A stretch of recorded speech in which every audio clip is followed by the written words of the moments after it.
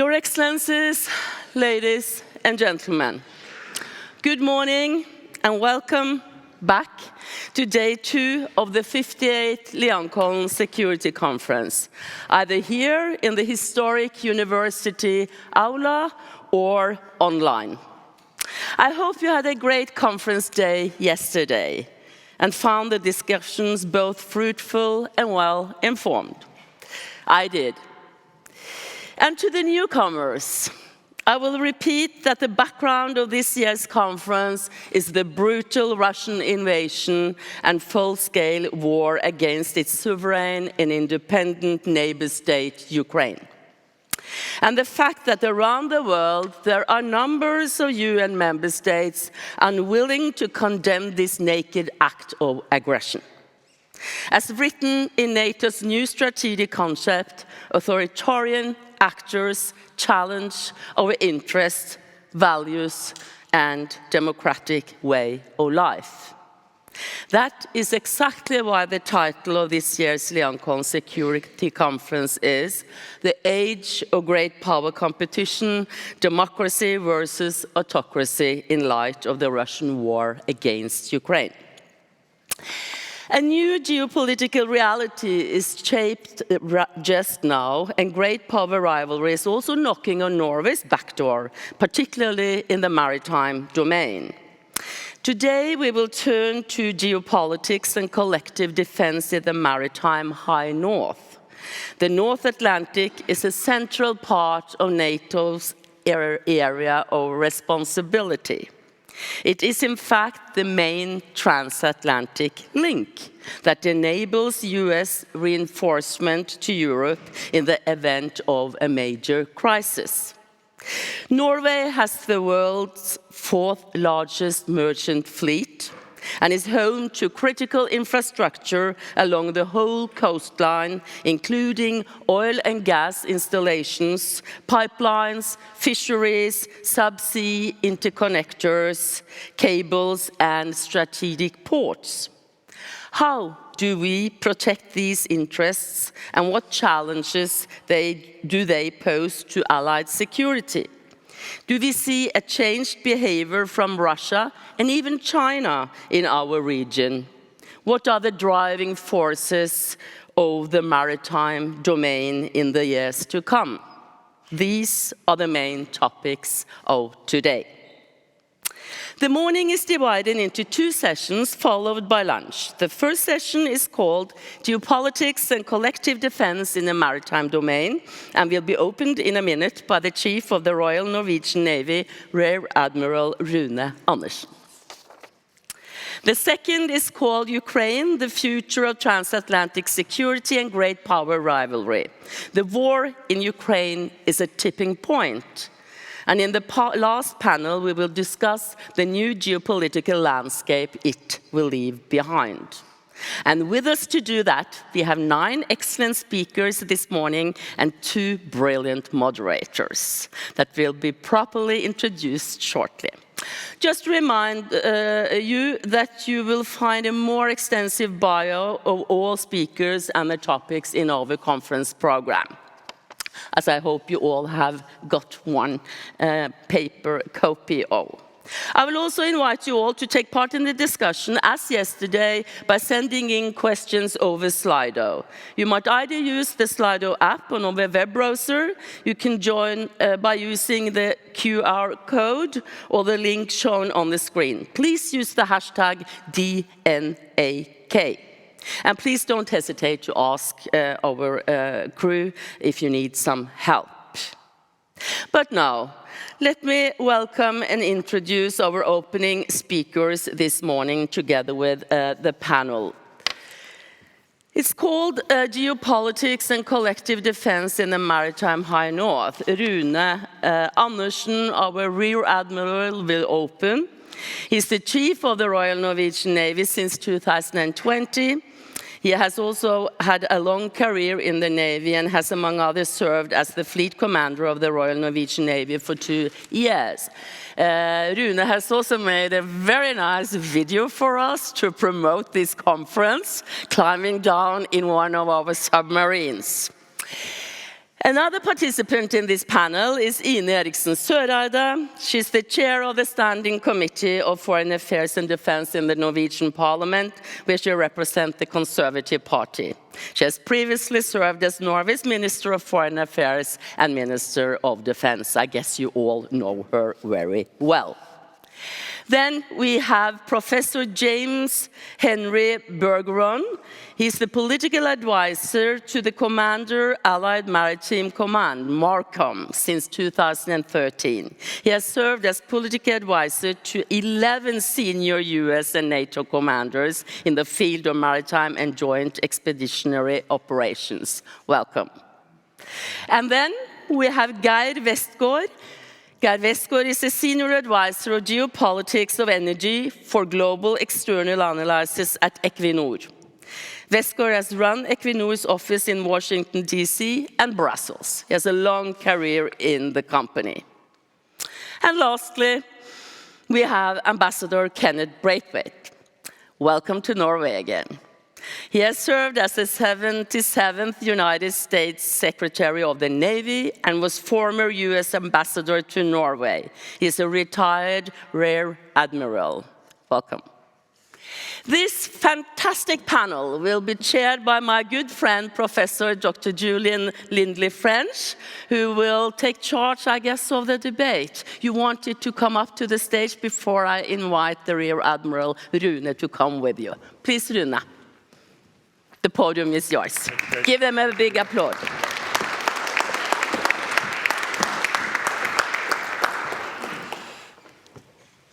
Your Excellencies, sirs, ladies and gentlemen, good morning. So it's not often a sailor gets to speak to such a distinguished audience. Mr. Secretary, thank you so much for being here. It's great to see you back in Oslo. As a true friend of Norway and the Norwegian Navy.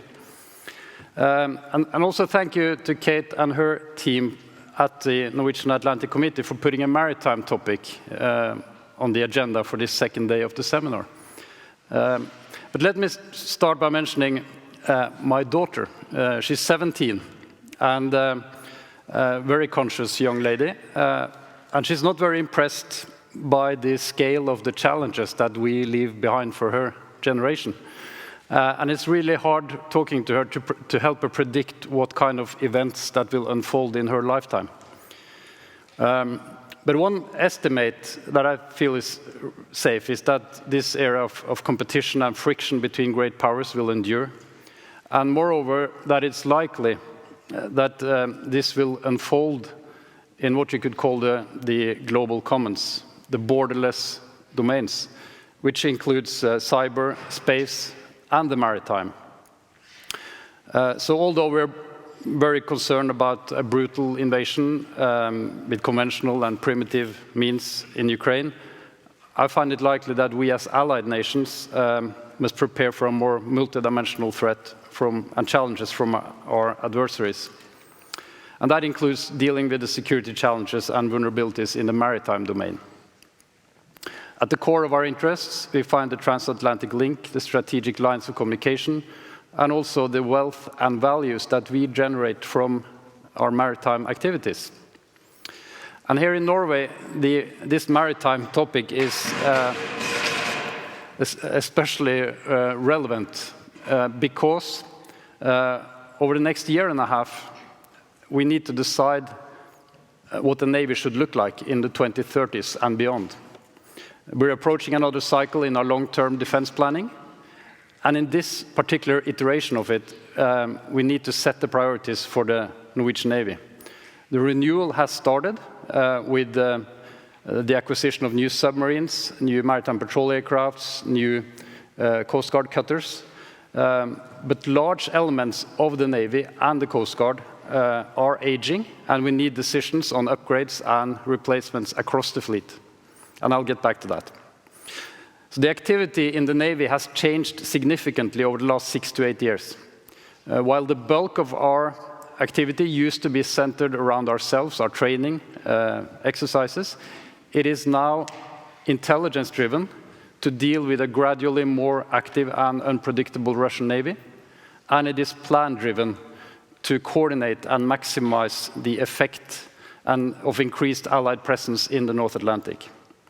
So in our daily operations, we're dealing with not only one, but several maritime problem sets. They're different, but connected. So some of the most significant operational activities can only be resolved effectively through deep integration between key allies that have an interest and capability to engage in the most demanding tasks, and that is particularly in the underwater domain. But we also have operational activities that falls naturally under the NATO collective defense and the logic of defense and deterrence in the Euro-Atlantic region. And Marcom, NATO's maritime headquarters, is the hub for that, providing command and control, coordination, and information sharing. But there are also a number of maritime operational activities we undertake in a more national context. Constabulary operations, maintaining good order at sea, and ensuring respect for our sovereign rights as a coastal state.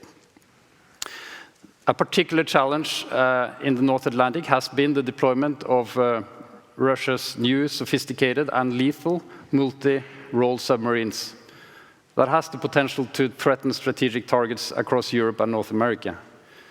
And given the intelligence-driven and sensitive nature of undersea warfare, most of these operations is conducted bilaterally and trilaterally between close allies. And for us here in Norway, we think, we need to understand that this is linked directly to the self-interest of the US and the UK and to their own security interests. So it's not only, they're not only operating here to provide security guarantees for smaller European nations. And for the Norwegian Navy, it's been of high priority to provide Norwegian units that can join in on the effort to control the undersea domain. A Norwegian contribution is a key to gain insight and to some degree influence how maritime operations in our waters are shaped to support our own security policy goals.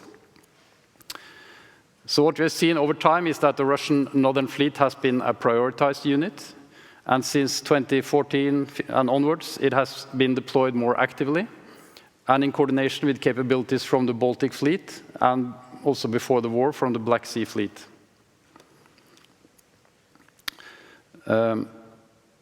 So a few examples of that is in 2019 when Russian submarines and surface units surged into the North Sea, the Norwegian Sea, and the Barents Sea in what was clearly a demonstration of force.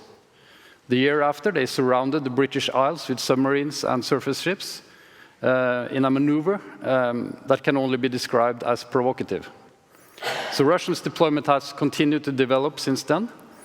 But the Allied response has also matured continuously. So planning, coordination is done in concert, enabling us to maximize the efforts of our available forces.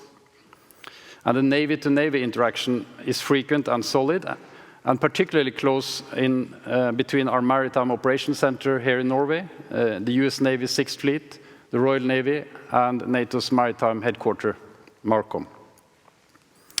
But there are also a host of other maritime missions that we solve. We are a maritime Arctic nation with substantial maritime interests, dependent on respect for the law of the sea and the security around our diverse maritime commercial activities.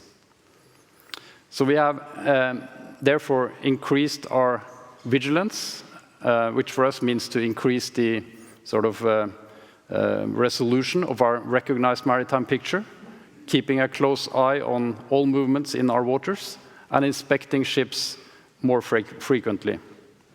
So the sabotage of the Nord Stream pipeline was for us a starting point of a much closer cooperation with maritime industries and other governmental agencies, enabling us to launch a joint effort to secure vital infrastructure on the seabed. So we are in the process of sharing these experiences with allies and will continue to develop a comprehensive maritime approach to safeguarding critical maritime infrastructure.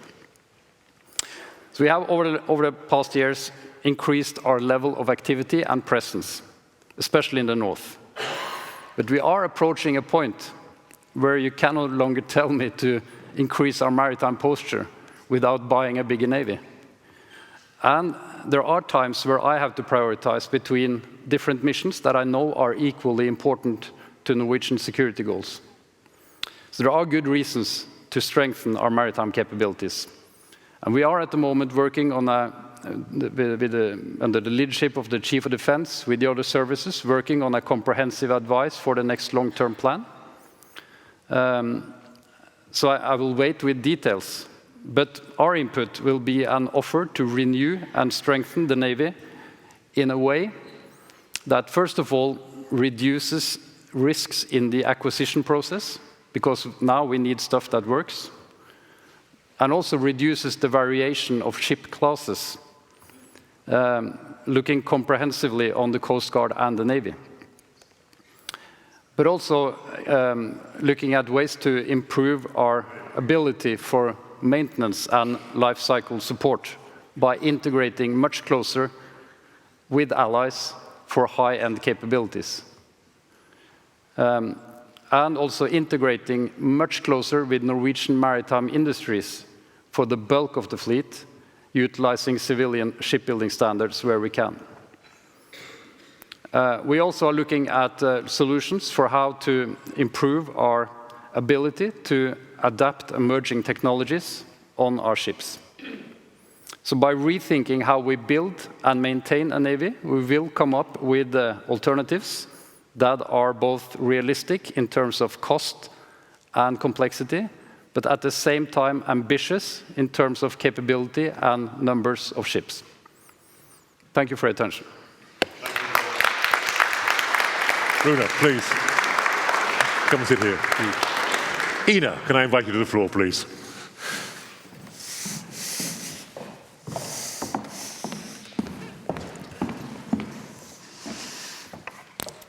Excellencies, dear friends, good morning. I also would like to say thank you for inviting me to the conference, but also saying that I really enjoy being at the side of Julian again. He's part of the furniture of the Leangkollen conference, as many of you have seen, and to welcome Ken back to this conference and to Norway. I know he's a great friend of Norway, and we are great friends of you. Thank you also to Kate and the team for putting together a conference that has always a very significant and also relevant topic, and today is absolutely no exception. I've been asked to give a few political perspectives on the title of this session, and I will try to do so by dividing it up in 4 different realities that we're facing at the moment. But first, I'd like to say that we are now days away from marking 1 year since Russia's renewed and brutal attack on Ukraine. But remember that we're also quite close to marking 9 years since the annexation of Crimea, where the war actually started, which was a real watershed. And Russia has been waging a brutal war in Ukraine for 8 years before the full-on assault that came in February. And in my opinion, that is why we have to face up to some realities in the security policy situation that we're in. Of course, time allows only for scratching the surface of all of these issues, but I will try to give an outline.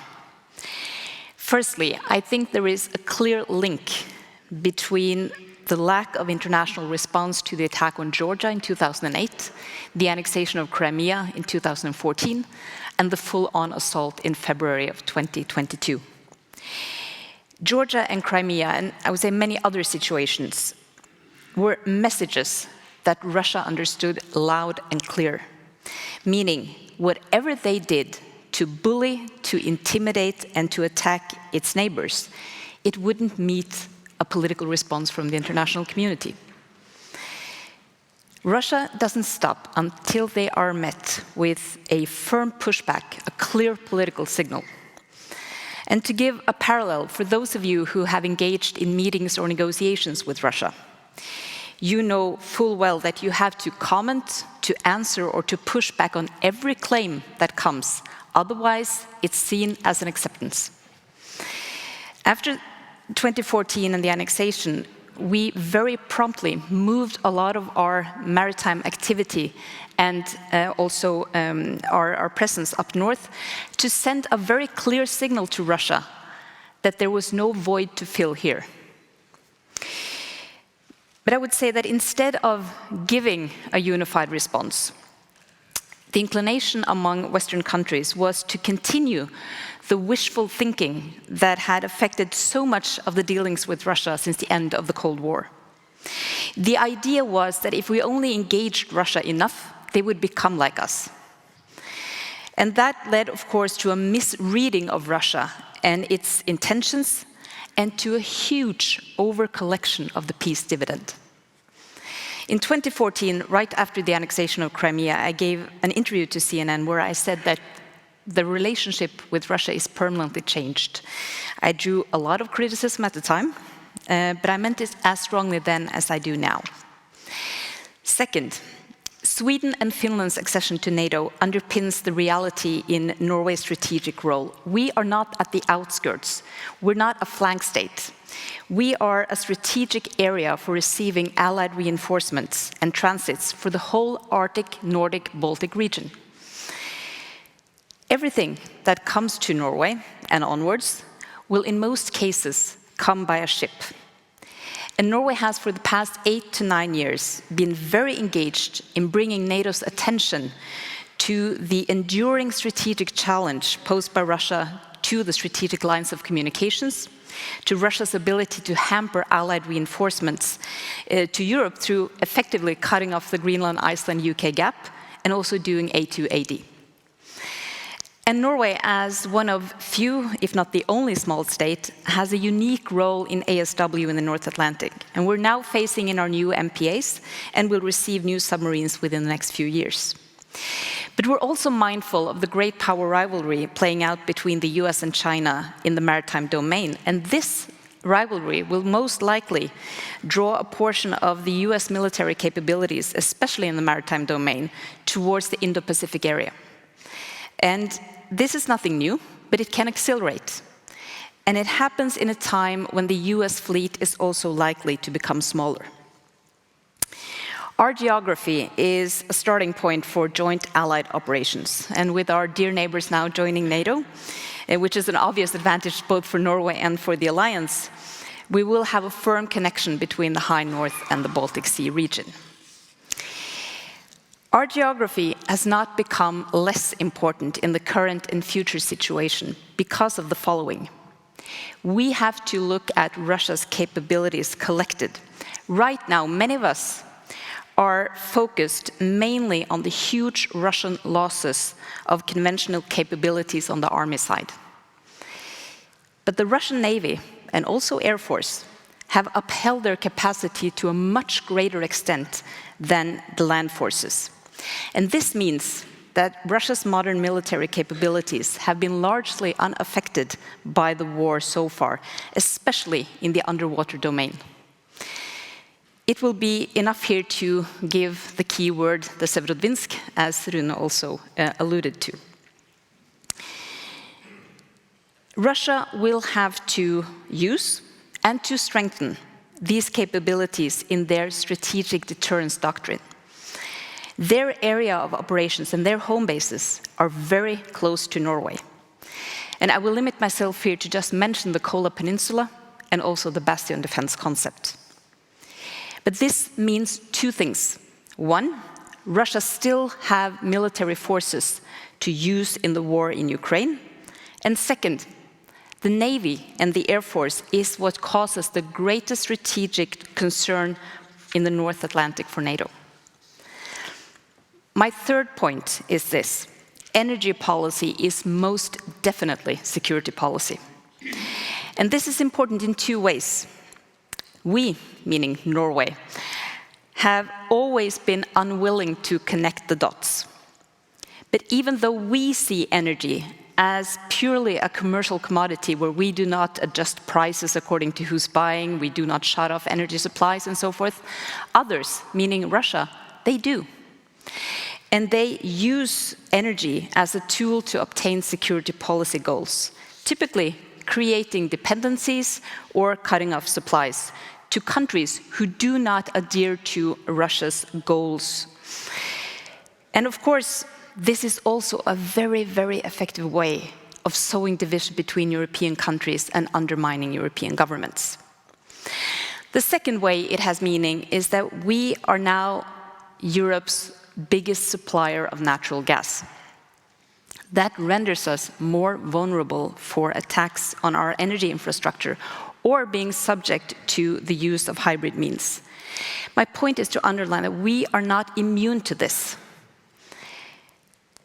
Our protection, both our mindset and our defense systems, must take this into account.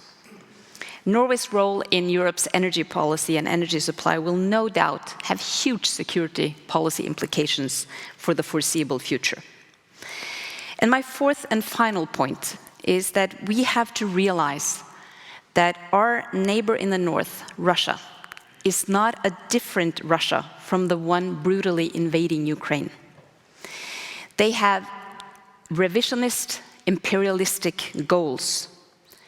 It's the same country, and despite our neighborhood with Russia, who we have enjoyed peaceful relations with for many, many years, it is not our ability to talk to Russia in the north that provides us with security. It's our NATO membership that provides us with security.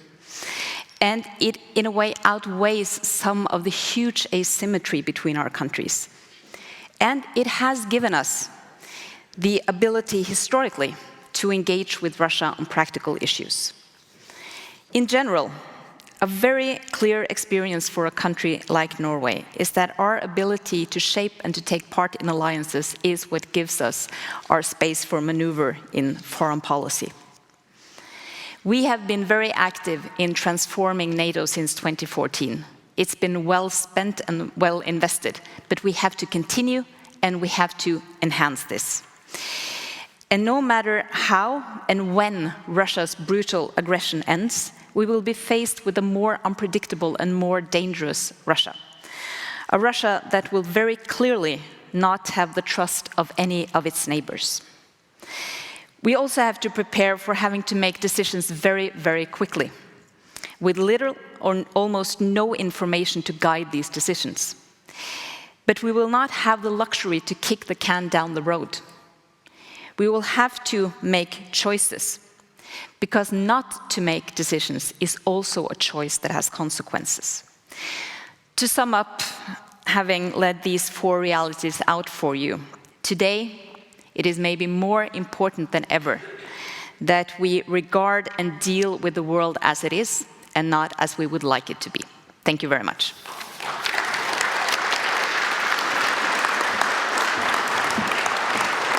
Thank you, Ina. Jim Bergeron. 10 minutes, please, Jim. Floor is yours, sir.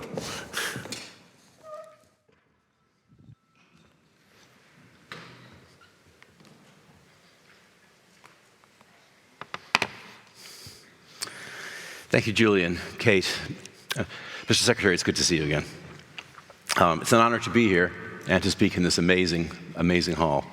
On behalf of Markham, our gratitude for the opportunity to speak. My commander, Mike Utley, sadly is connected to something he could not get out of, and he's 3.5 weeks in the job.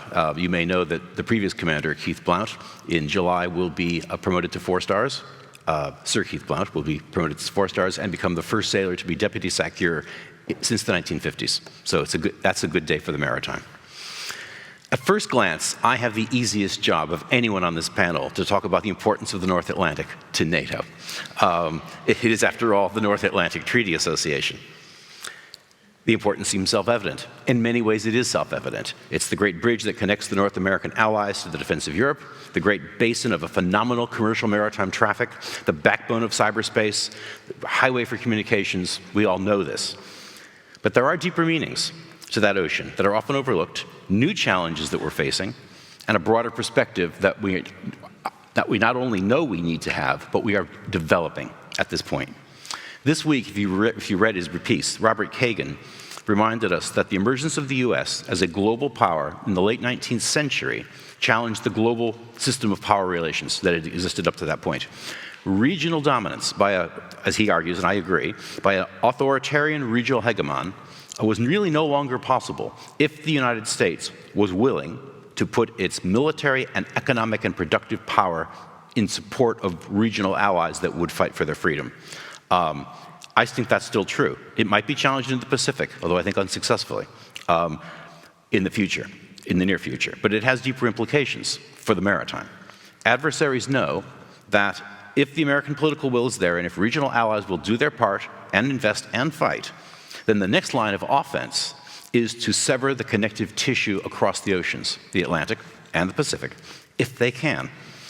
Since the 1950s, one of NATO's primary aims has been to signal that such an effort could not succeed by forced posture, by exercises, by demonstrations of political will.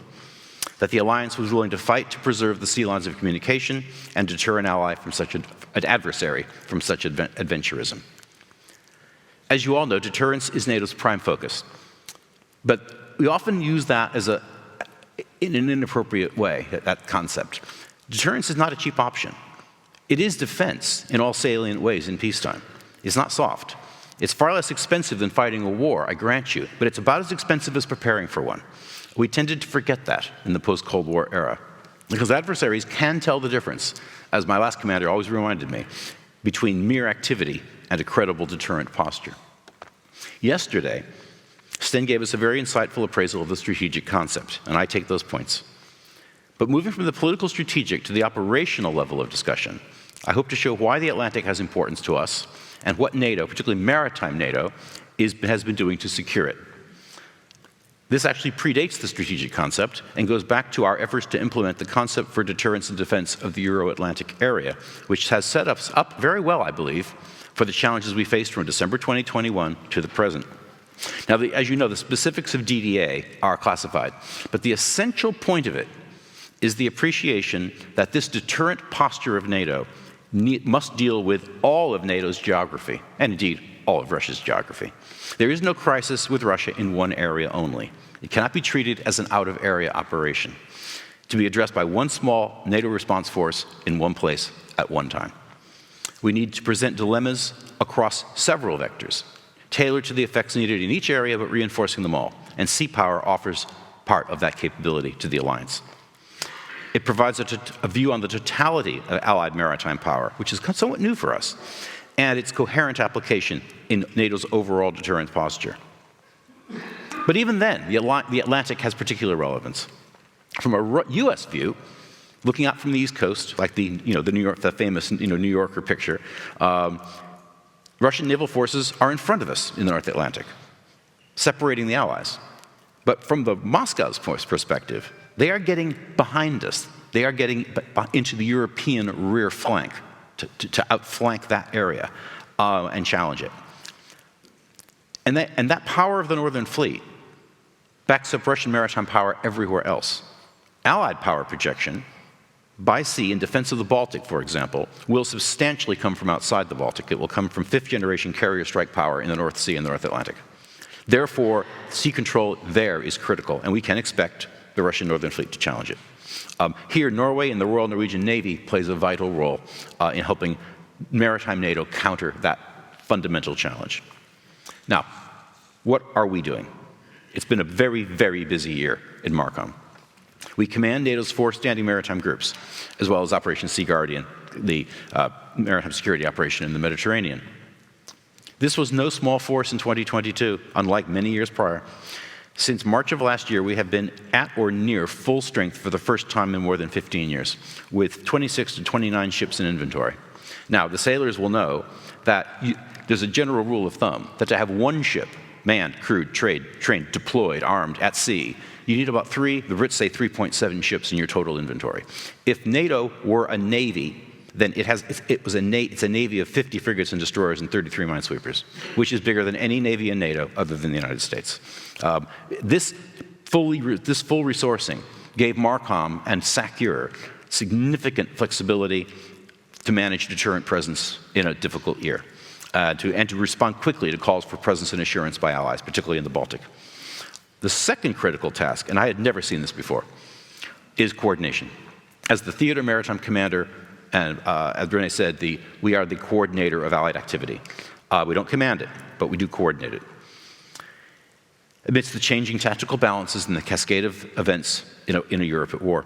This was visibly demonstrated in the spring of 2022 when Maritime was actively coordinating 4 Allied carrier strike groups. The Truman in the Adriatic, commanded by Strike Force NATO, itself a first, under NATO command. The Charles de Gaulle in the Eastern Med, the Cavour in the Central Med, the Prince of Wales above Iceland. All properly aligned and properly positioned to send a signal of our readiness in those early, uncertain months of the conflict in February, March, April. We also learned that sea power is more than battleships or their modern equivalents. Challenged by the remarkable courage of the Ukrainian army and the capabilities they have and which have been provided by many allies, Russia has aimed its attack at political will, both in Ukraine and the West, by threatening energy infrastructure. We have high suspicions they were responsible for the Nord Stream explosions, their blockade on Ukrainian exports of grain, not justified by the laws of war, threatened to make grain unaffordable for large parts of the developing world and other states with weak economies. As a result, NATO is actively considering how it can support allies in the area of critical seabed infrastructure. Now, this is work in progress in NATO headquarters right now, literally right now, so it's really not appropriate for me to get into details. But there are a few things that are self-evident. It is a highly complex area. It exists at a daunting scale of sheer size and complexity. Both national and commercial sensitivities are in play, and the legal ability to intervene can be difficult. However, it is feasible. So I think all I can say is watch that space. And final thoughts. First, the Pacific. We can't ignore it for the same reason as our older approach towards the defense of Europe was unduly narrow. One force, one area, one place, one time. A conflict with Russia, should it ever happen, is a conflict with all of Russia, including in the Pacific. NATO might formally not be engaged there, but allies would be. We need to begin to consider that. And secondly, China. Beijing has made no secret of its interest in being influential and present in the Arctic region. To date, this has been commercial, economic, scientific, and trade-focused, backed by a lot of shaping diplomacy. They have also built, however, although how good is open to question, the largest navy in the world. At some point, my view, those two dynamics will cross, as Sarah suggested yesterday. And that would be a paradigm shift in our perception of China as a military challenge. So, conclusions. What are we thinking about? What did we learn from the last year? First, it's already been said, once the dice of war is rolled, it's extremely hard to put the clock back. Deterrence really matters, it's worth supporting at sea, and it's the cheapest option. Second, if conflict begins, it will not be short.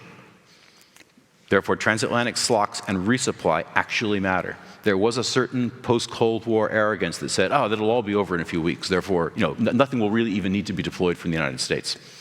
Well, the last year is telling us something different. Precisely because the Russian doctrine dreams of a 14-day war that they win, we must be ready to persevere as long as it takes. Third, the outcome of energy independence from Russia, which Europe is achieving remarkably, means that strategic quantities of energy, particularly LNG, are and will be transported by sea, an asset and a potential vulnerability. Critical undersea infrastructure is a fertile terrain for gray zone action, and if Geir is right from yesterday, gray zone activity will be in play for some time to come. And finally, we do need to consider the future impact of China on NATO's defense, both indirectly and possibly directly. Thank you. Thank you, Geir. Geir, please.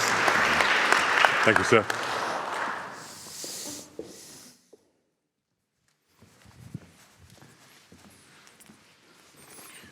Thank you, Julian, and good morning, everyone. It's great to be with you. I now realize why I'm here. I'm basically supposed to elaborate on Ine's third point, that energy policy is now most definitely security policy. But first, where you stand depends on where you sit. And I both sit and stand with Equinor.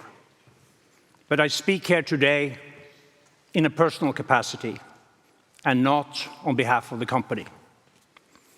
The current energy security and affordability crisis in Europe is not all down to Putin and Russia's war of aggression in Ukraine.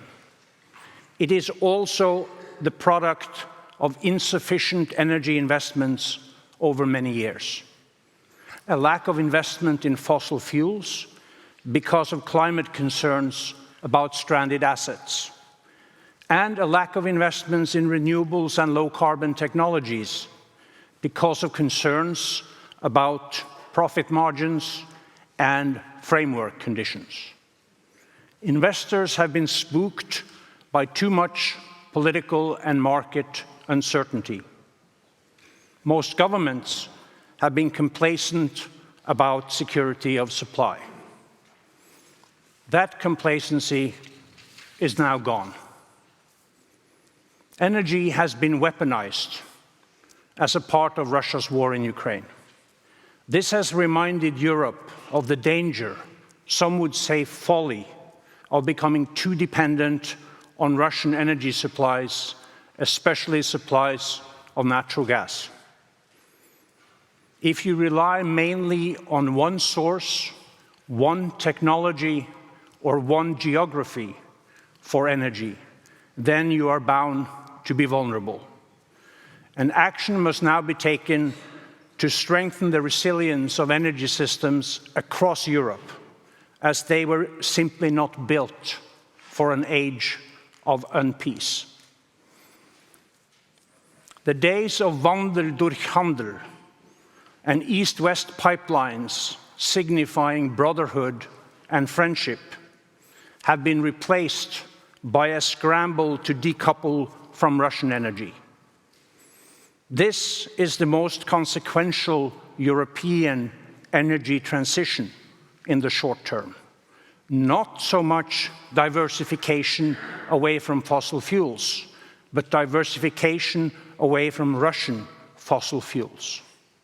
This is a process that won't be reversed when the war ends. Europe's future dependence on Russian energy supplies may not be exactly zero, but they will be rather insignificant to what they were prior to February 24th last year. According to a former European Commission official, the war has made energy policy less stupid. That is, better balanced between security, affordability, and decarbonization.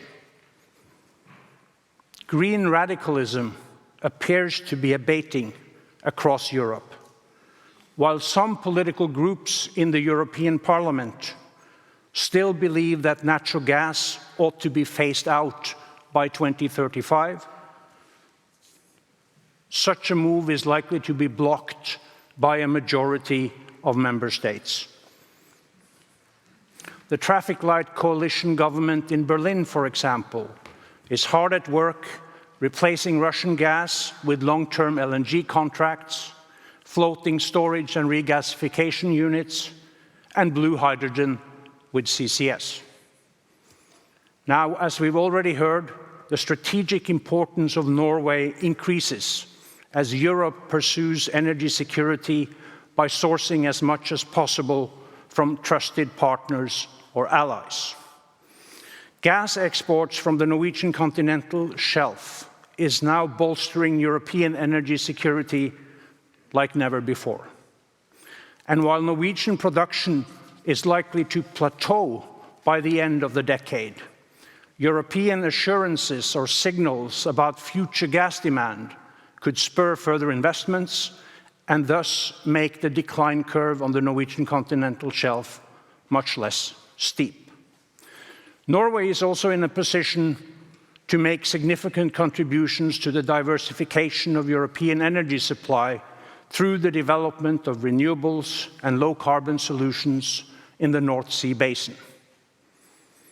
Offshore wind, hydrogen, and CCS will link the energy transition here at home to the European Green Deal and Repower EU, as well as to the plans of important partner countries such as Germany and the UK.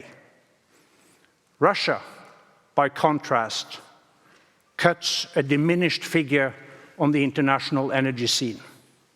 Because of the war, Russia is no longer wanted by the West as a provider of fossil fuels or a partner in the energy transition. As a result of sanctions, embargoes, and decoupling, Russia's political and economic leverage over many European countries has been seriously curtailed. In the words of some analysts, the prospect of Europe breaking free from its independence, or from its dependence rather, on Russian gas represents a major strategic setback for Moscow. The Kremlin's reaction to all this has been to accuse the West of waging economic war against Russia and threaten retaliation. Such threats should be taken seriously, even if Russia's bark outside of Ukraine has so far been worse than its bite. But as pressure on Russia mounts, both militarily and economically, the more tempted Moscow may be to respond by disrupting alternative supplies to Europe, including from the Norwegian continental shelf. Now, the Russian threat, as we've already heard, is likely to be hybrid in nature. It can include physical, cyber, or information operations aimed at harming critical energy infrastructure. A hybrid threat, as we know, is an action conducted by state or non-state actors combining overt and covert military and non-military means.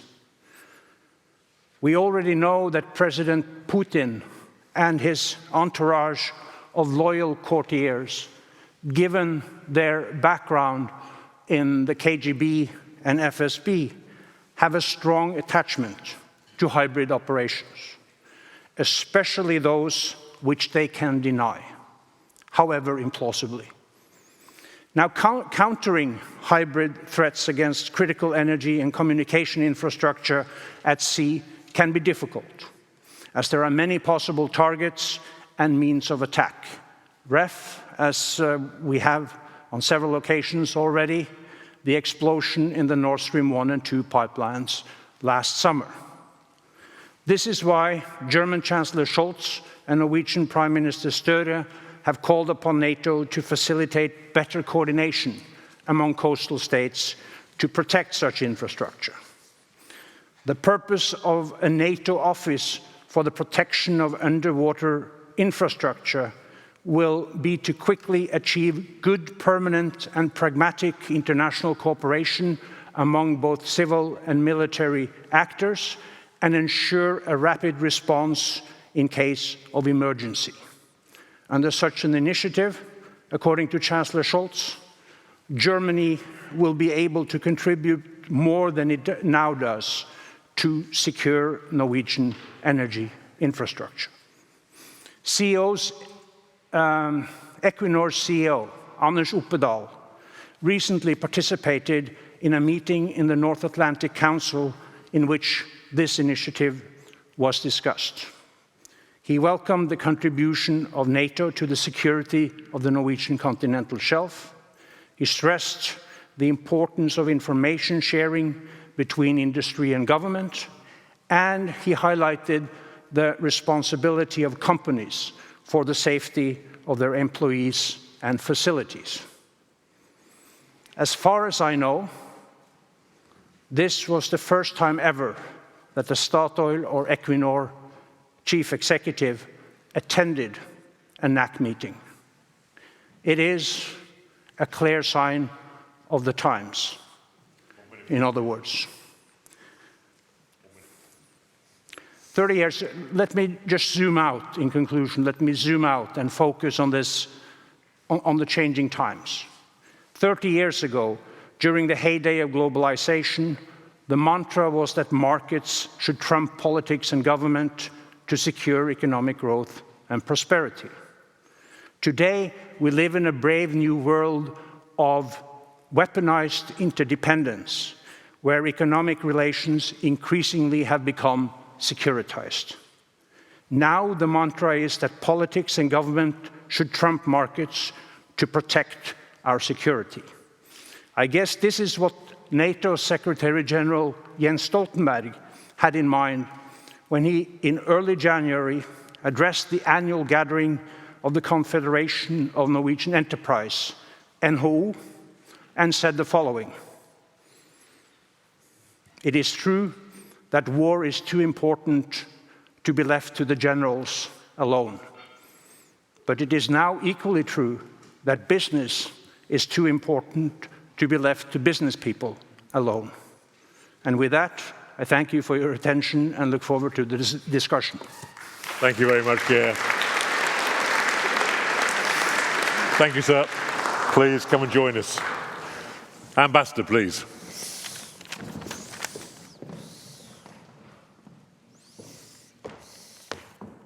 Julian, you're the most patient man on the dais. Only occasionally.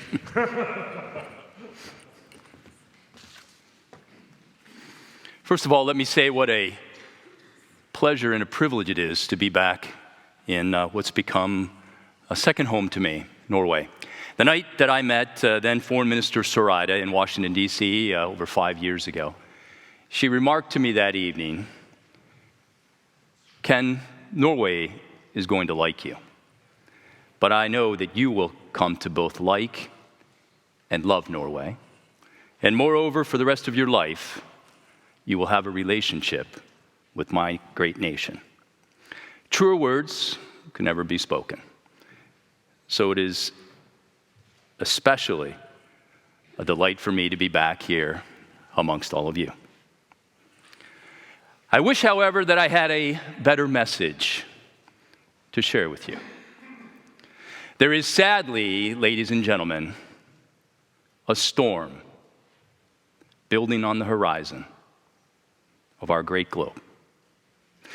It is anchored in both history and in culture. I would ask you to think for a moment. A major European power annexes a former territory and then shortly thereafter invades a neighboring state. Meanwhile, 7,000 kilometers to the east, another major world power, an Asian nation, builds the largest navy in the world. Is this 1938, 1939, or is it 2022 and 2023?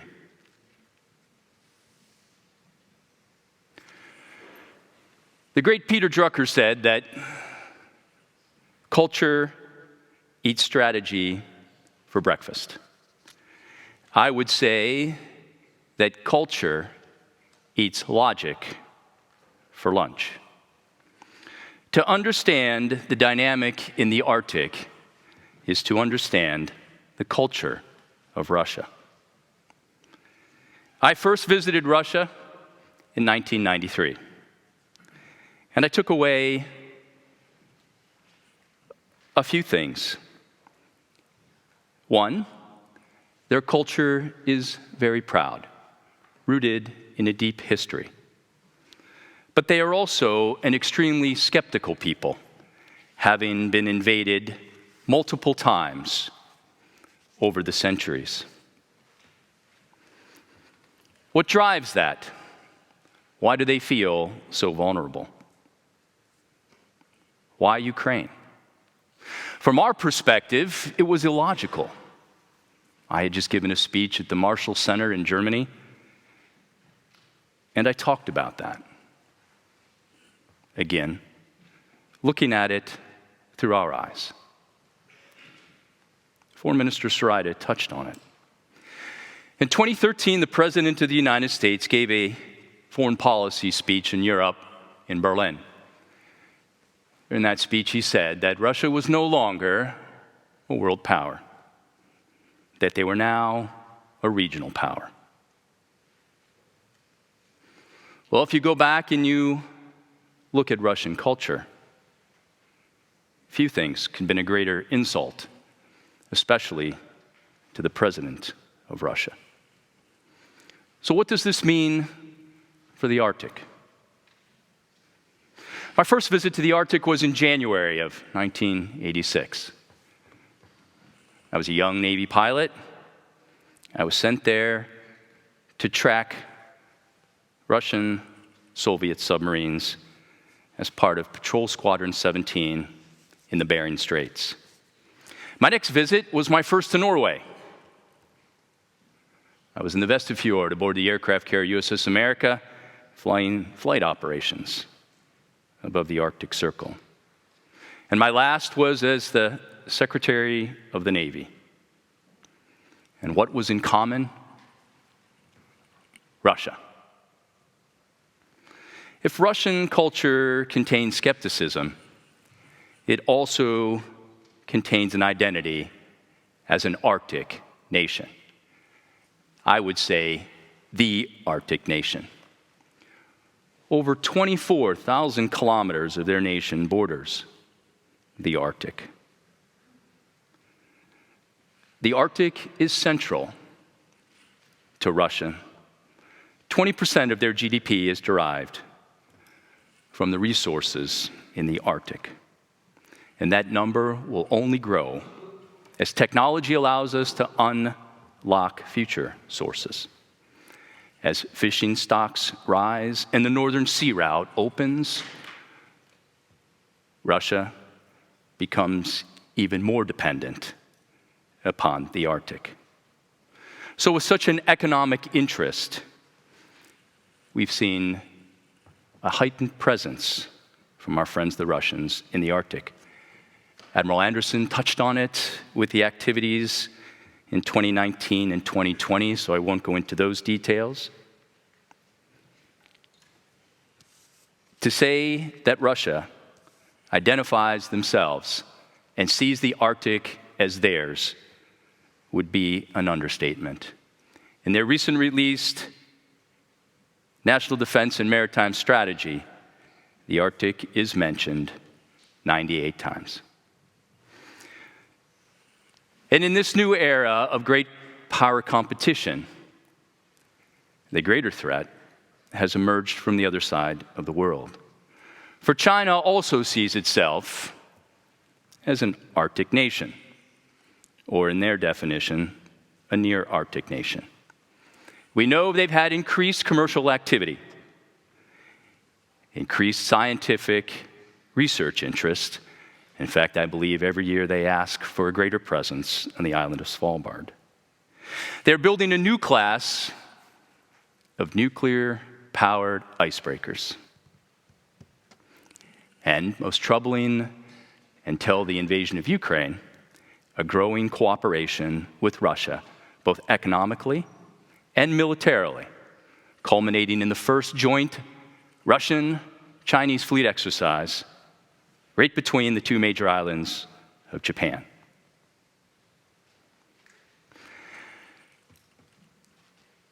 If you didn't know this, China now has the largest navy in the world. And although there is some debate over the capability of the ships in that navy, we are not talking about small patrol boats or gunboats, ladies and gentlemen. We're talking about a surface force second to none. Why? Why would a nation build such a formidable naval presence? The sentinel work of Alfred Thayer Mahan from the 19th to the 20th century, who influenced Teddy Roosevelt to build the U.S. Navy's Great White Fleet. I would believe that Xi Jinping read that in the last decade. Why? Because every major world power has been a maritime power. Up to that point, China had been a land-centric military, focused on an army second to none. So why? Why do you build a navy second to none? Power projection? To control our sea lanes of communication? To influence second and third tier nations and others around the world? I'm afraid that storm is gathering on the horizon. great hero to me, George Marshall, who came here to Oslo in the early 1950s to receive the Nobel Peace Prize, stated, on the eve of America's entry into the Second World War, "For years, we had no money and no resources, but we had all the time. Today, we have all the resources, and we have no time. The clock is ticking. You in Norway know better than most nations of what it is to be unprepared in the face of a military juggernaut. American naval power can't do it alone." Foreign Minister Søreide mentioned that perhaps our US naval fleet will shrink, which is the perspective of the current administration in Washington. We must, ladies and gentlemen, be present.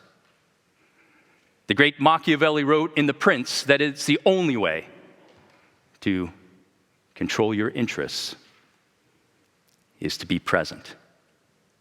I left Norway with a new appreciation for the Arctic, and I went back as the Secretary of the Navy and put our team to work to create the first ever US Navy strategy for the Arctic called a Blue Arctic.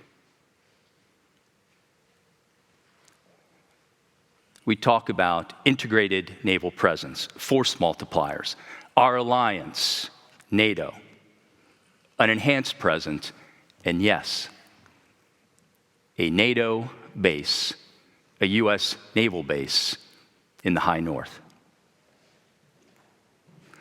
NATO still has no Arctic strategy. It is still coalescing. 1 minute, please, Ken. Roger that. I would offer you this. To deter aggression, to discourage malign behavior, and to ensure freedom of the seas, we must recommit and renew our presence in the Arctic. When George Marshall received that Nobel Peace Prize in 1952, he was asked by a off-the-post reporter, "General, you talked about nuclear war. How do we in the West ensure victory should there ever be a World War III?" The wise old general who first saw combat in the trenches in France in World War I said, "The only way that we assure victory, if there is to be, God forbid, a World War III, is through deterrence, so that we never have to fight." May we remember those lessons of history. Thank you all. Thank you, sir. Thank you very much indeed. Great. Thank you. Please. Right, let's get down to business, and my thanks to the excellent panel for some inspiring and challenging words, and I'm going to be equally difficult. First of all, I'm delighted to chair this particular panel because one of my forebears, my grandfather, was on the Murmansk convoys and took part in the Battle of North Cape, so it's very close to my heart. Second, my first posting was Hong Kong, so I've got some insights into Chinese thinking, although many years ago. And third, because I stood on the day that the British government scrapped the MRA-4, Maritime Patrol Aircraft. I was at RAF Kinloss. I'm an honorary member of 201 Squadron Royal Air Force. And I listened to the Assistant Commander-in-Chief Air Ops explain why we were about to scrap some 9 aircraft that were either built or already built. Now, I was an undergraduate with Philip Hammond at Oxford, and I didn't hold back on my views to Philip about the lunacy of this. Now, we've come a long way since then.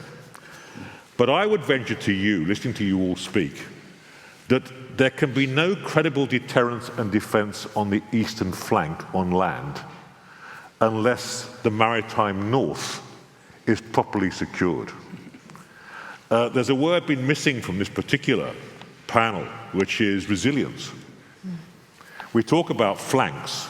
Norway, because of its centrality to European energy security, is Europe's energy flank. Norway is on the front line. whether Norwegians are comfortable with that or not.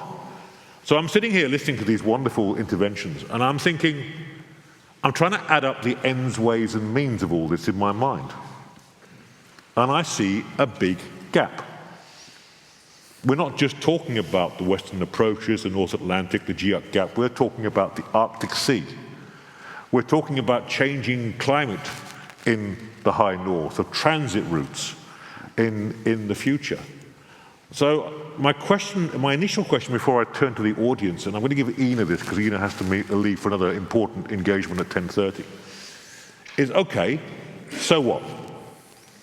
You know, we're great at an analysis in Europe, but we're very soft on hard choices. And I would contend that because Norway is on the front line, Norway has some very hard choices to make, and soon. So Ina, what are those choices? So the easy question for me, that's always you, Julian. I was trying to be polite to you in the beginning, just to make sure that you were in a good mood. No, you're absolutely right. I think that the combined analysis that we have given and that has been given during the whole Leangkollen so far, and probably also in panels after us, will paint quite a gloomy picture. And my point has always been that we have never actually been, in my opinion, over the past decades, in a position where we have really had to make some hard choices before the annexation of Crimea in 2014. That actually led to a difference in thinking, a difference in posture, a difference in cooperation, and also, of course, I can say that a difference in defense spending. But let that aside in this regard, because I don't think we have fully grasped what we need to do, not only as individual countries, but jointly in NATO. One of the things that we've been focusing a lot on, that I alluded to during my intervention as well, was that we realized after the annexation of Crimea that NATO was not fit for purpose in a way. We were not able to deal with that kind of threat and the potential knock-on effects from the annexation of Crimea. And that is why we wanted to use the alliance to revamp the alliance in a way, to make sure that we had capacities that were ready when they were needed. We're still not fully there, but we are far closer than we were 9 years ago. We have to make investments that will then actually be at the expense of other issues. That is also a very, very hard thought to entertain in our countries. We've been living in a deep, deep peace for so long that I don't think we fully understand what it entails to say we have to prioritize defense, security, deterrence. And I also think that many of the priorities that we will discuss in the future, when the new military advice comes, with the Defense Commission coming very shortly, we'll also have to take into account that when we do something nowadays, we will have to be able to sustain it over time. This has really been one of the major issues, I think, in all European countries for a long time. That whenever something happens, there is an inclination to suddenly boost defense spending for a short period of time, saying that we are now investing in that capacity and those vessels and those planes and those tanks. But if there are no willingness to stay on that course for the next 10, 20, 30 years, you end up in a very, I would say, dangerous situation, where your operational capability will just have a huge downturn very quickly, and you have a structure on paper that is worth nothing more, or even maybe not even the paper it's written on, because you are not able to sustain it with operations, with vigilance, with activity, with presence that is needed. And I think Rune also alluded to it very well.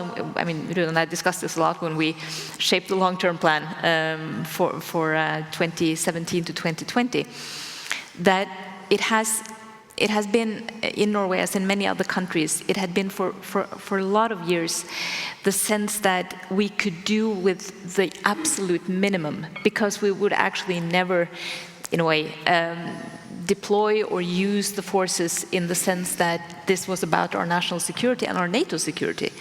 Now the situation is very different. We are not going to be able to do it alone, but as an alliance, if everyone thinks differently about this, more forward-leaning, more understanding of the long-term implications, I'm absolutely sure that we can make it. But it will have a lot of difficult choices to be made in every country. It means that, I mean, I think this is just, it is not to be, well, it can sound a bit strange to take this here, but I still do it. At the same time as we are discussing the necessity of the 2% target, the necessity of ramping up our defense spending and our capabilities and our operational capability, we also have discussions where there are new, like the Health Commission talking about how we need maybe fewer but better hospitals in the future. And the first thing that happens on the first day of this Commission's report is that political parties are out to say, no, this is not going to happen. We're not going to have fewer small hospitals around. Well, okay, then that is a priority. It means we have less for defense and less for other issues. So we have to take some really, really tough discussions, and I think we have to prepare everyone for this. Thank you, Rune. Fully agree. Ken, do you want to come in on that? Absolutely. So I would ask you this. How important is your freedom to each one of you? I'm a former healthcare executive. I am hugely an advocate for universal healthcare in the United States, as you have in Norway. However, I would offer you this thought. Education, healthcare, immigration, all those are very important topics. But unless you have a formidable deterrent capability when it comes to defense, all that will be taken from you. We need to recognize what we are up against. Great power competition is at our front door. It is knocking very loud. These hard decisions become very easy decisions when you think about it from that perspective. And the only way that you're able to meet force is to project force in return so that that aggressor nation or nations thinks twice about taking a unilateral action. Totally agree. I mean, Ina and Ken, you're both right, but the problem is, and I've seen this at close quarters inside the alliance, we have what I call an after you please policy in most countries. Everyone talks great. We talk the talk, but we do not walk the walk. And I do think it's incumbent on the United States to let us feel your pain. I agree. Because at times you let us off the hook a bit too easily, because there will be times when the US Navy is overstretched worldwide, where you need competent... We're overstretched today, Julian. There you have it. And Jim, I mean, you might want to come in this. All right, Marcom has 26 or 27 ships available, more than it's had for a long time. But you and I both know that's not enough. What does Marcom need from its European allies to make the Allied maritime strategy credible? Right. In terms of the first responders, we're pretty comfortable with that number. However, as you say, that's just the first response. That's not the totality of the naval response. And right now, on a bad day for NATO, we outnumber the Russians at sea 2-1, sometimes 2.5 to 1. On a good day, we outnumber them 4 to 5 to 1. It's typically 3 to 4. Those are all the Allied naval vessels deployed at sea, as against the Russian ships deployed at sea. So we've got the numbers. We have really, and they have suffered. But let's not forget, going back to the Lehman era, that the importance of maritime power in the alliance is not to defeat the Russian Navy. It is, but it's really there to defeat the Russian army. It's to provide a countervailing advantage to their interior land lines of communication that they always will have an advantage on against countries like Estonia or Latvia with very, very short indication and warning times. So that's always been part of the grand strategy of it. What do we need? Well, we've got the numbers, but then on the numbers, Napoleon should have lost at Austerlitz. Therefore, if we're not joined up, if we're not interoperable, if we can't communicate, if we don't have the logistics supply and the resilience chain installed, then we run a risk. Even though we have quite a bit of kit, quite a bit of kit that we can bring together very quickly. Navies are a little bit different than armies here in that we can knit together very coherent task forces very, very quickly because we exercise a lot together, even though they're not part of the naval force. Our greater concern, and we're thinking about it more and more, is how do we resupply and keep those ships at sea? It doesn't take too many days for you to expend your missile inventory, your air defense inventory. Do all the ships have to go back to their home ports? It's a big question now. Well, absolutely. To my mind, there cannot be land control without sea control. Yeah. Now, I'm directing a major conference in October for NATO called Future War Strategy and Technology, where we look at the impact of emerging and disruptive technologies on the future force. Rune, how much of that debate about artificial intelligence, machine learning, all the new technologies that are going to enter the battle space, in fact, are entering the battle space, how much is that in your thinking when you think of the future Norwegian Navy? Well, it is, and as you say, it is entering the Navy and the navies at the moment in elements of our operations. For many of the European navies, the mine countermeasure sort of problem will be an area where we will utilize more sophisticated tools. We are using our better analysis, if I can call it that, to work out how to position our ships on the map.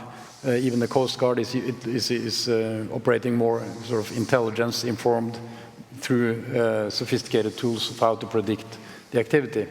However, I think what will remain is the value of being present in areas that we need to send a signal that this is important to us. I mean, we cannot just remotely take care of the good order at sea and our sovereign interests. We will be required to be also present with and take the risk of being present in areas that are important to us. I think that will remain.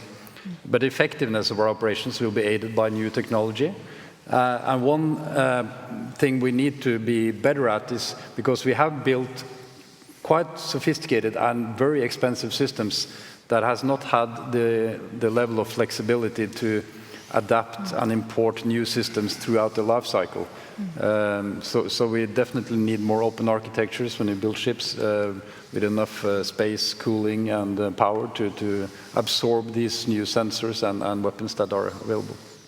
Strikes me that given the budgets that involve, particularly the investment budgets, we need much more synergy between European navies as well, because we have to offset a lack of economy of scale by merging, including the Royal Navy. I'll come to you in a second, Ken, but I want to come to Geir next about the energy infrastructure and the communications infrastructure. You know, we're talking about countering the Russian Northern Fleet.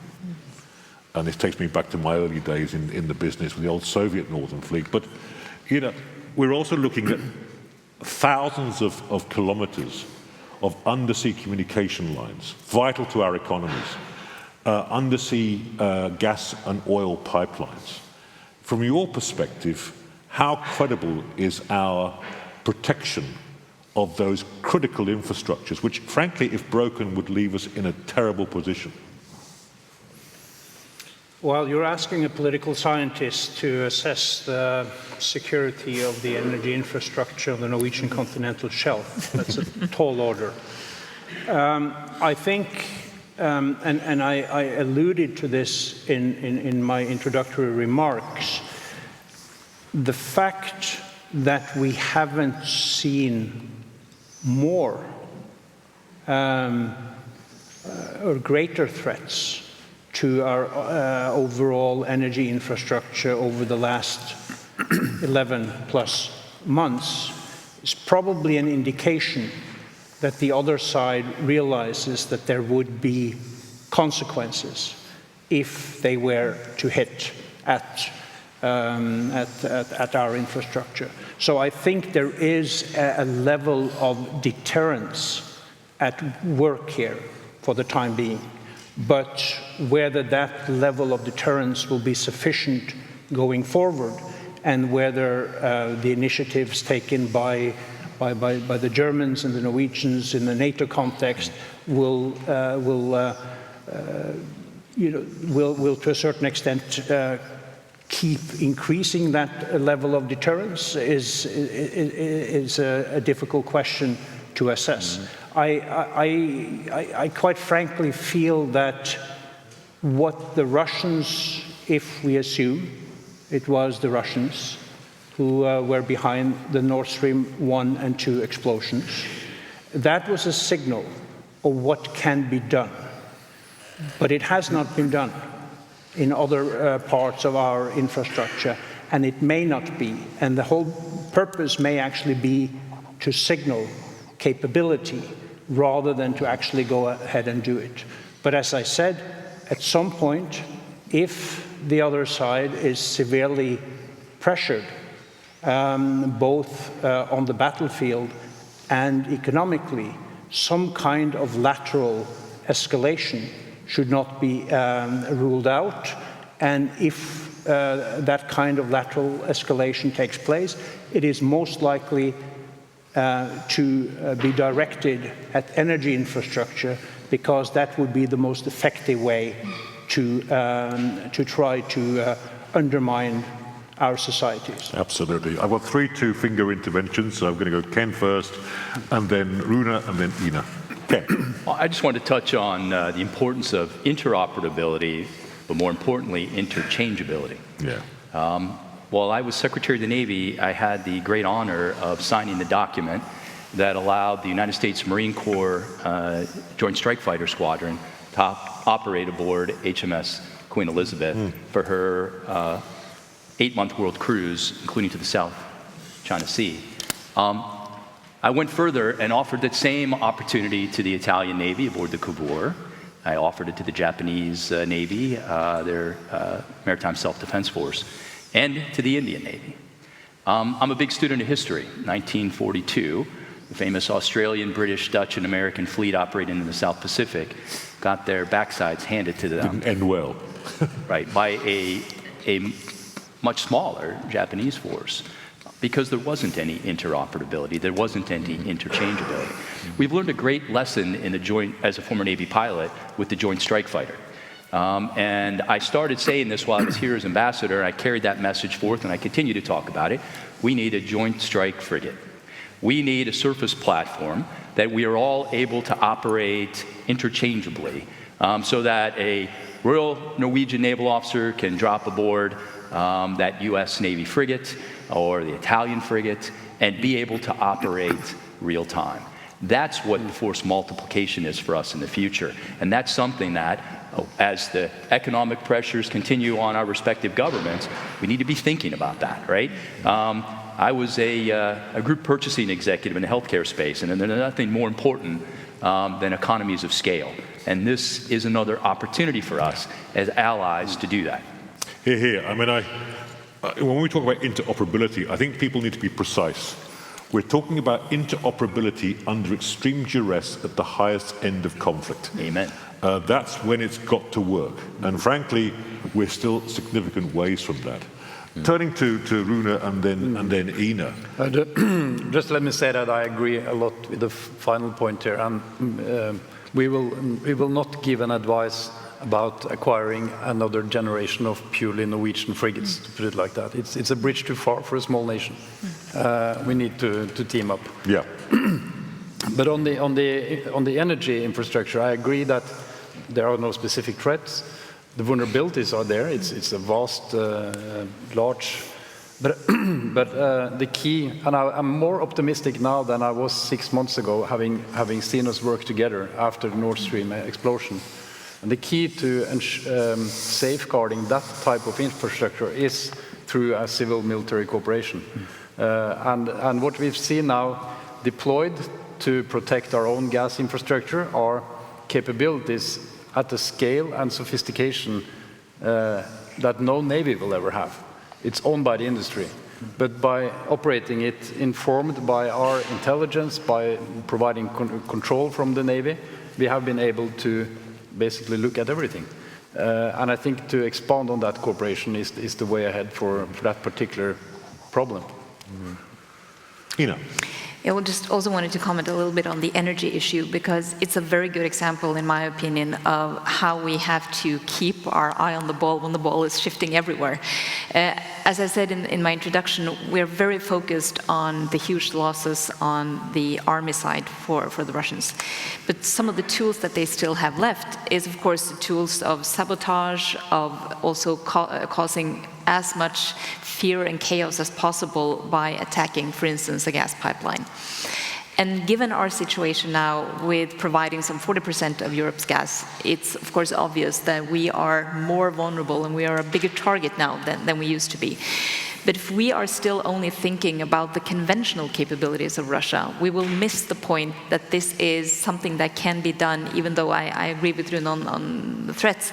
It can be done very easily, have massive consequences.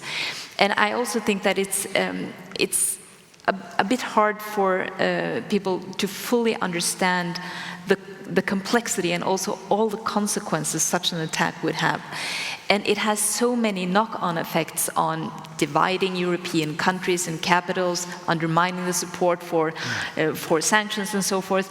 And I think it's interesting when you look at the change in narrative in what has been tweeted from Russian state channels and people close to Russia. In the beginning, it was a massive tweeting campaign on the need to denazify Ukraine. Then suddenly it shifted, and the German Marshall Fund has been doing this very, I would say, eloquently. It's shifted to instead, in a way, mocking the European dependency on Russian gas, which of course is a way of trying to sow this division and also talk about the vulnerabilities. And when I heard Vladimir Putin, when he was in Turkey, I think a couple of 2 or 3 months ago, he said, well, yes, we are ready to provide gas through the one pipeline that still works, and we cannot really understand why European governments would be unwilling to provide their populations with cheap gas from Russia. So this kind of enters into a narrative that has far more implications than only the direct security implications here and now, but it also has other implications. And just lastly, Julian, let me just say thank you very much, all of you, for a very interesting panel and conference. So when I now get up to leave in a few minutes, it is not a protest to anyone in the panel or the conference. It is just, as Julian said, a speaking engagement that was in my calendar even before Leangkollen. So I'm very sorry that I have to leave you, but this has been great, as always. Don't worry, Ina, I take personal offence and I shall never speak to you again. As you always do. I was in NATO HQ last week, and I made the point that, you know, what Chris Cavioli and his team are doing on the military strategy since 2019, not just Chris, but Forebears, is great work. But why are we not carrying out an audit of our vulnerabilities? Precisely because the nature of deterrence and what we are deterring, very much along the lines you're saying, Ina, is changing, including an audit of Russian vulnerabilities. Because this should be part of the new messaging that we need to communicate. You exploit our vulnerabilities, we will exploit your vulnerabilities. We're too narrowly focused, to my mind, on an old-fashioned concept of deterrence, and therefore we need to develop it more. I'm going to now turn to some questions from the audience, because I have typically monopolised the questions to my panel. I have a question from Jan. Finland and Sweden are EU members, Norway is not. Finland and Sweden will soon become NATO members, inshallah. Is that a problem? Who wants to take that? Geir, do you want to start off with that response? And then Ina, yeah.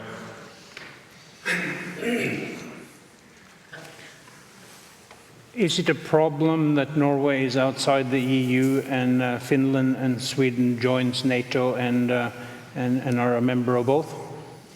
Not to my mind. Yes, it's a problem. Oh. It is a problem. And it is a problem from a business perspective because the EEA agreement, the European Economic Area Agreement, is only set up to deal with what we already have going inside that market. Every new development risks leaving Norway and Norwegian businesses on the outside.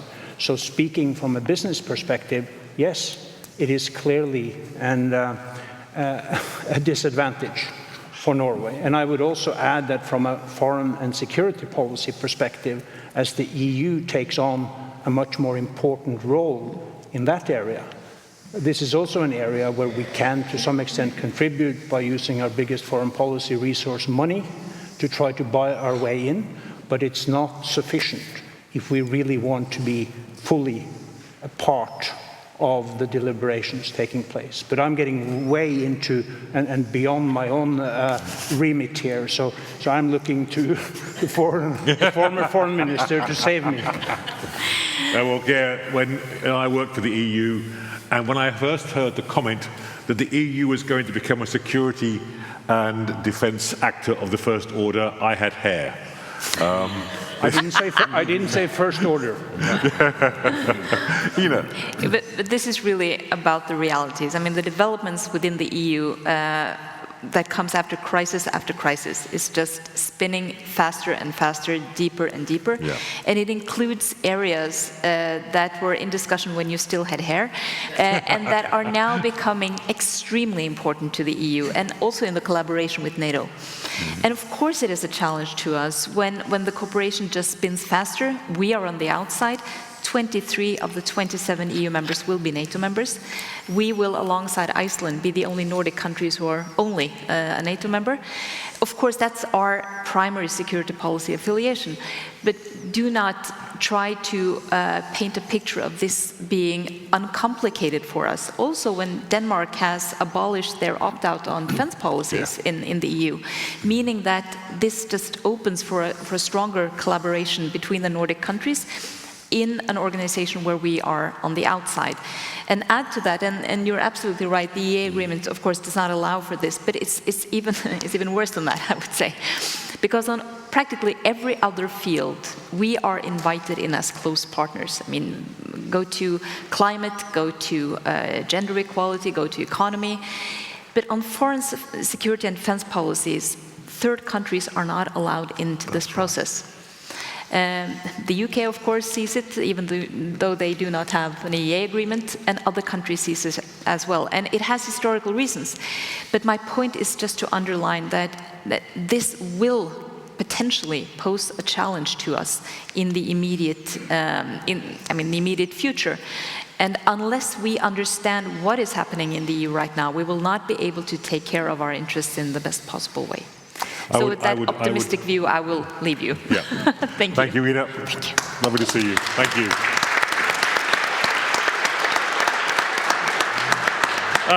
I would remind all Norwegians of that famous British headline, "Fog in the Channel, EU isolated." I mean, there is a vaguely serious point there because, as Jens Stoltenberg said, the bulk of military power in Europe is now outside the EU.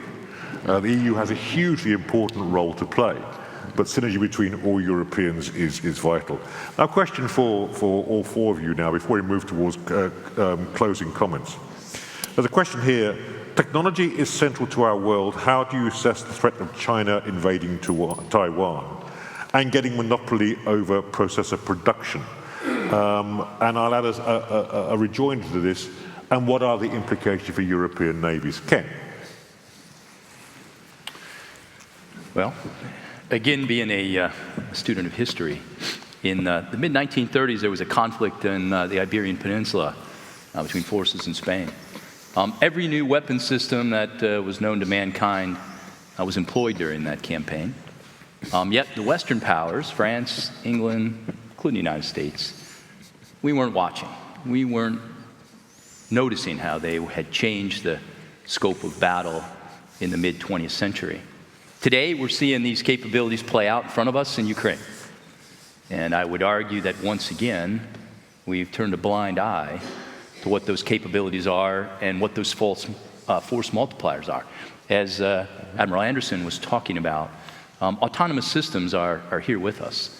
And we need to figure out how we employ them, how we defend against them, and truly what the opportunities are to grow those capabilities out.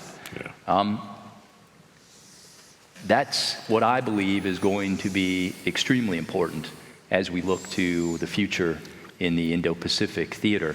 I had the high honor of nominating my classmate from Annapolis, Admiral Chris Aquilino, to be the Indo-PACOM commander. And Chris and I talk often of the challenges in that theater of operations. And you know, before I leave this dais, I don't want anyone here to think that there's a huge shift in American policy towards China, which I think is extremely dangerous. China is a world power, emerging world power. And the United States and those of us in the West need to understand how to embrace that growth and how to work with China, how to have China play by the same rules as the rest of us. Yeah. This is what's unbelievably important for us to stand together against those actions that run counter to rule of law. We can't isolate ourselves. That's an American tactic of the past. If we do that, Julian, we're setting ourselves up for the same failure as we recognized in 1940 and 41 when we isolated the Empire of Japan. We need to embrace, we need to engage, and we need to strategically align ourselves so that we can meet those challenges. It's a changing world order. Yeah. And that's just the reality of life cycle of anything. And we need to work within that. So. Thank you. Yeah, here on that. Anyone else want to take that question? Jim.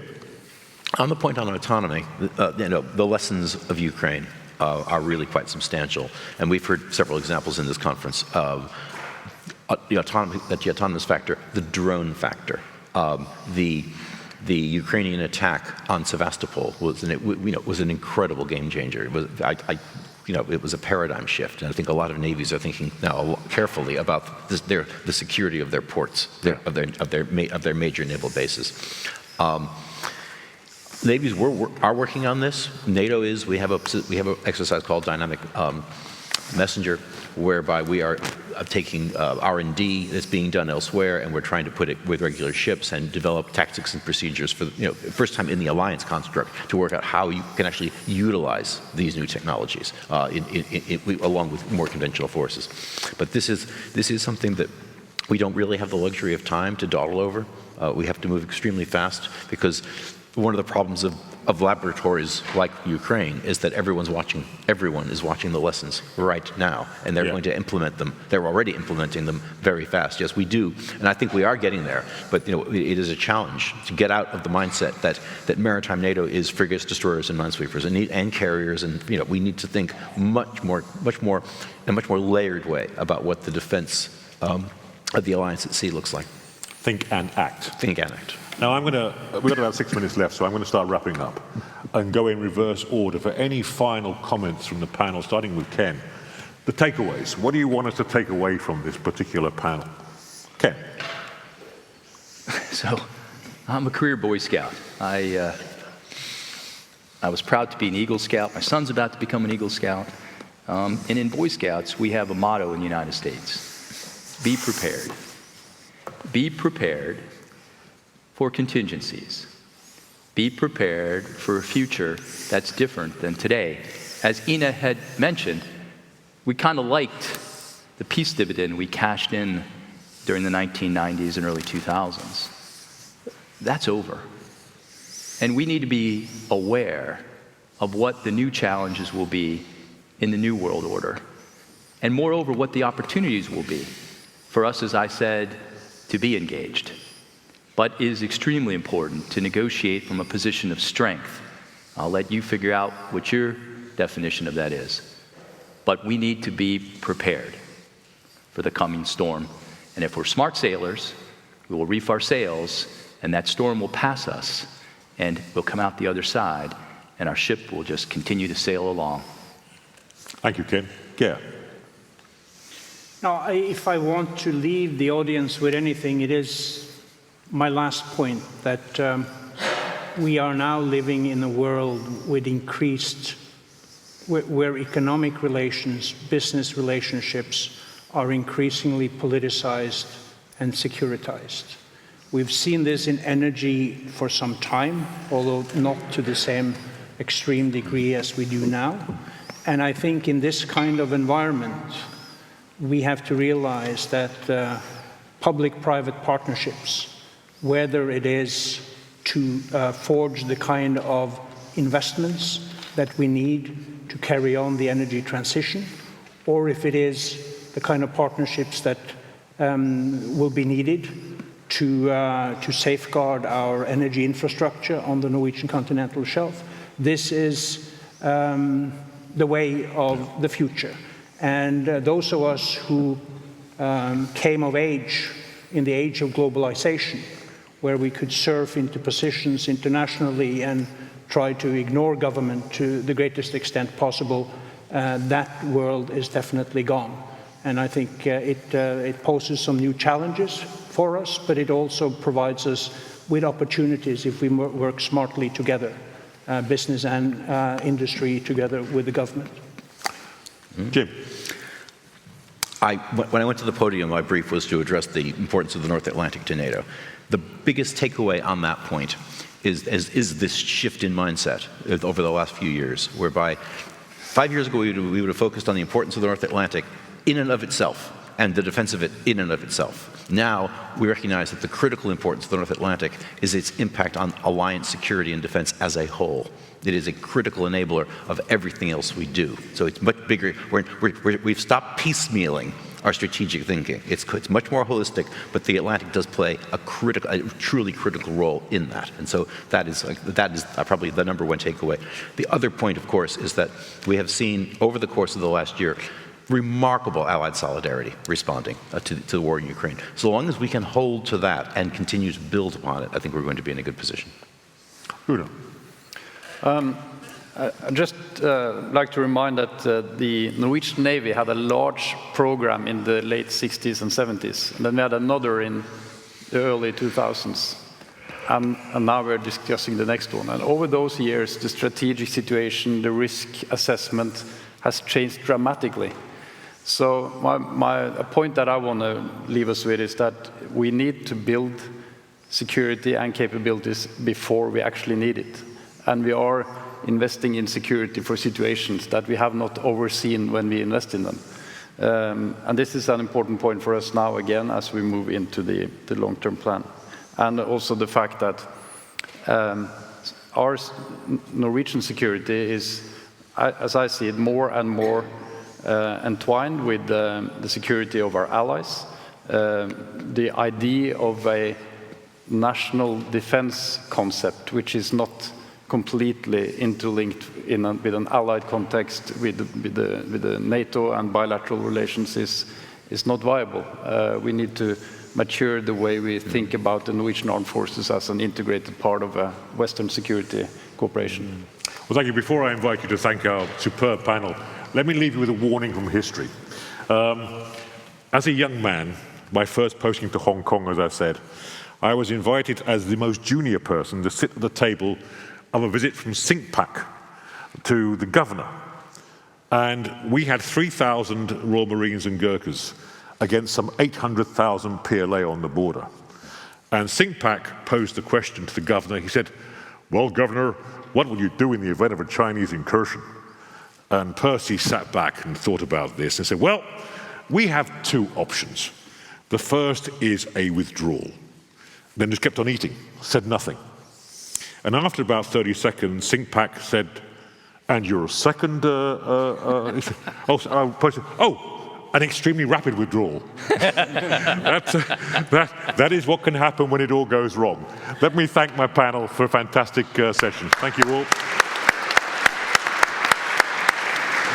Great, guys. Thank you. Thank you so much for a fascinating discussion and sharing of your knowledge. In the same speech as Geir referred to, Jens Stoltenberg also said 3 lessons is drawn from the Ukraine war. We must spend more on defense. We must never be too much, dependent on the authoritarian regimes, and they find together. And you gave me a new word, Geir, into weaponized interdependence. And that's really what we have to look out for. But very nice. I have to say we are going to have coffee again outside. It's not a joke, because this fine building, we cannot bring coffee into it, but you can of course stay here if you like, but it's coffee and a bite outside on the stairs. Thank you very much. Thank you very much, great. Rune.